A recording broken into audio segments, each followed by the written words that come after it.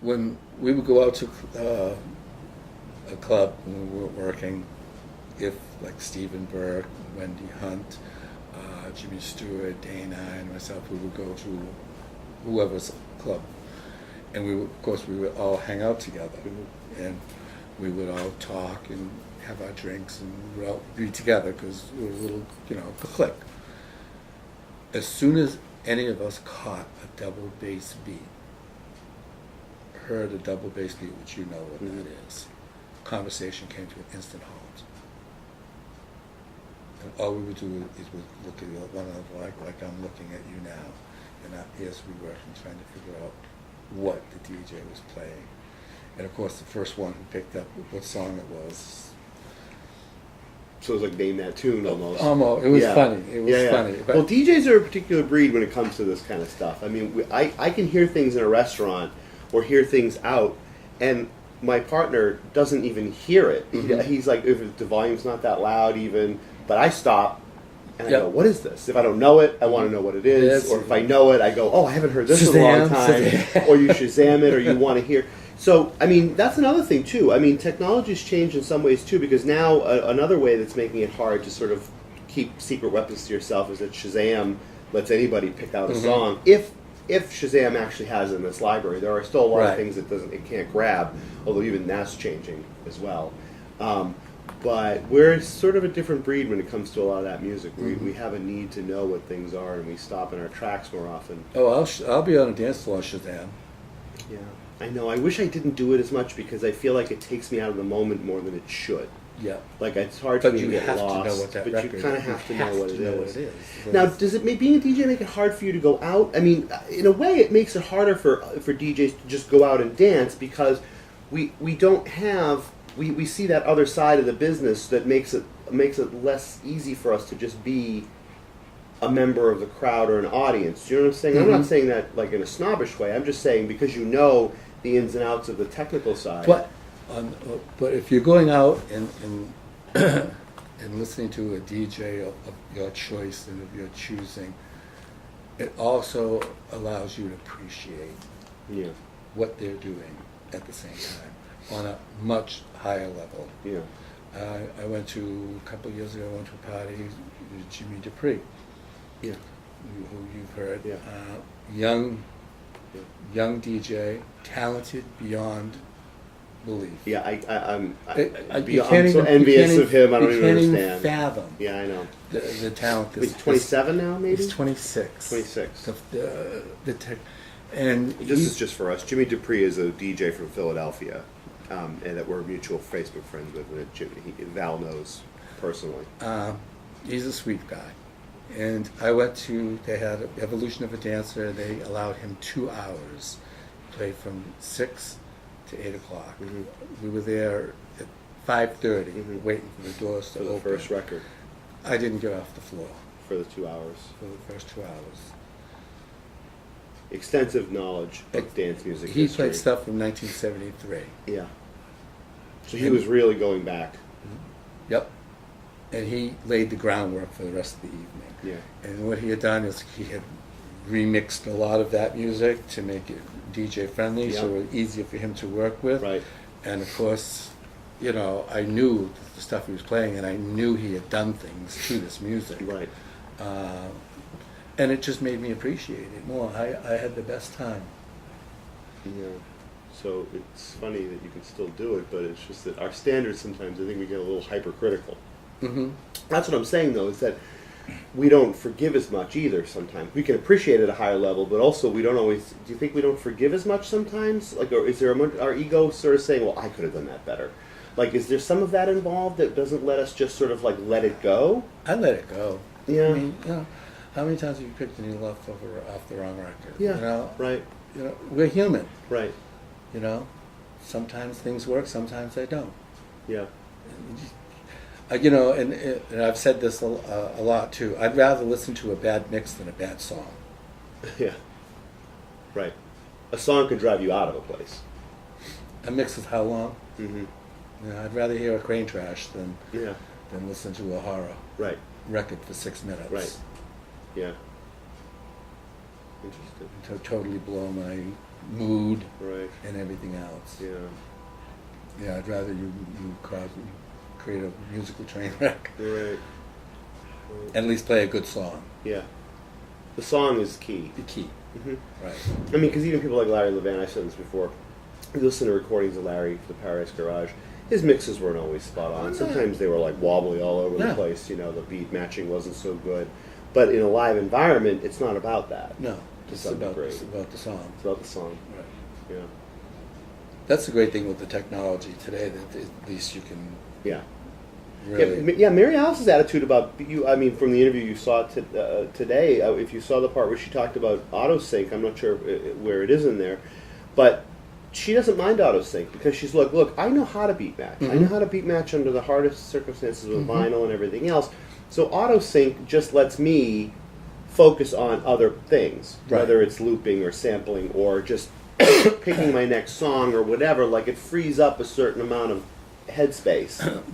And I understand where she's coming from, and I respect that. Yeah. I don't work that way because I'm not at her level. Yeah. Because she's been DJing from vinyl all through digital. Yeah. I've gone from vinyl to digital. Right. I've never even touched a CD deck. Right. So I could, if you put two CDJs, yeah. I wouldn't even know what. Actually, I wouldn't either. I wouldn't either. I skip that. Turn them on. Yeah. In the software that you and I use, yes, it can make those transitions for us. Yeah. If we allow it to. Do I like them? No.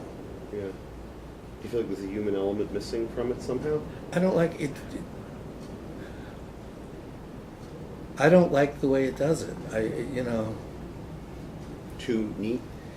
Not even neat, as far as I'm concerned. I mean, I like, I like to carry a song out to the last note. Yeah. It doesn't do that. Yeah. It decides where it wants to place the mix. Yeah.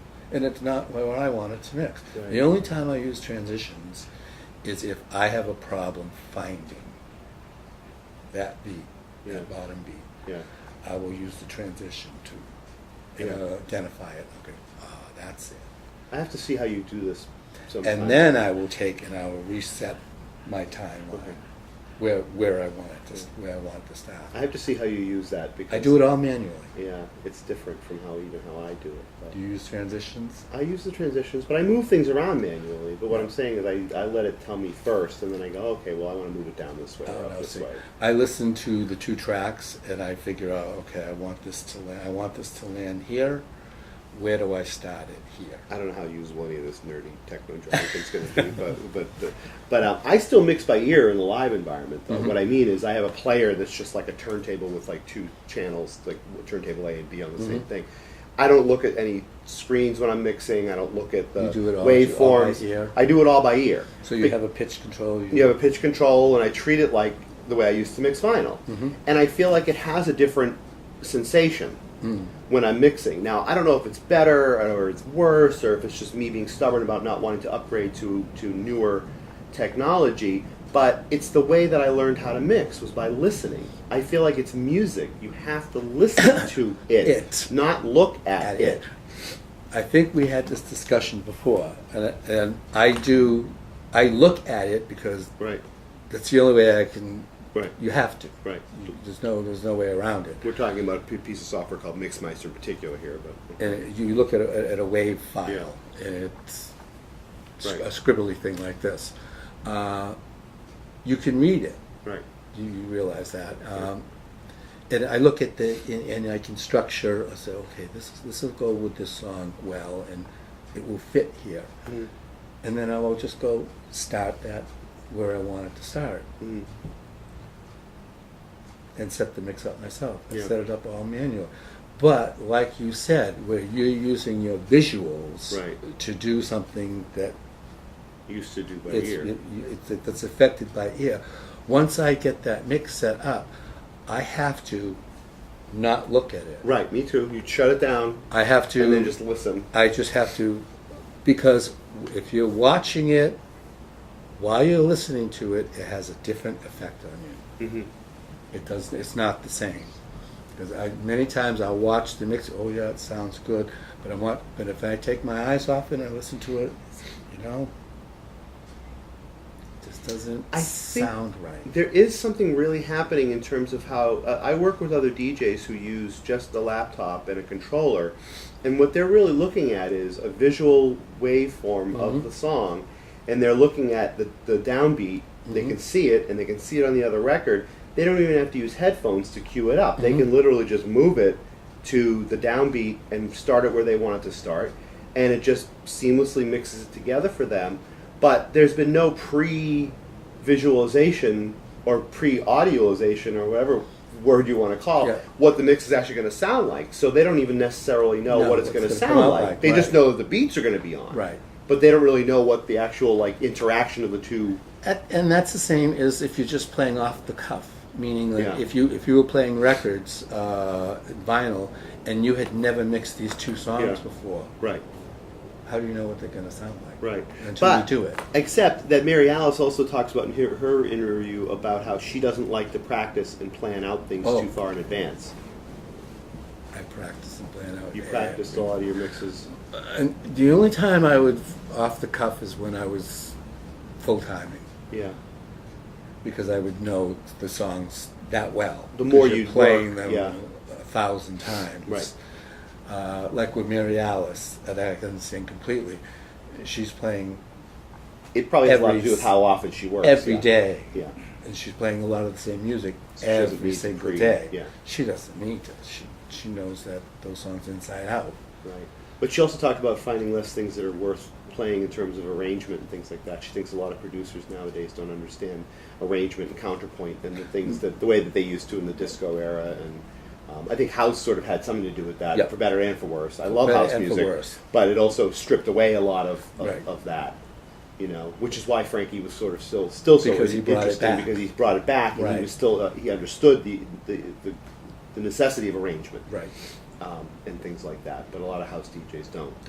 And a lot of electronic DJs now. Just loop it. That's what that's a lot of loops and a lot of repetitive. And you know, and looping. Once I catch a loop, you're dead in the water. Yeah. As far as being a DJ is concerned. Yeah. Except that looping is what you were doing in those earliest versions of mixing back and forth between two records. I mean, you were taking that short section and you were looping it for a little while. So why is that different? What? Why is that different?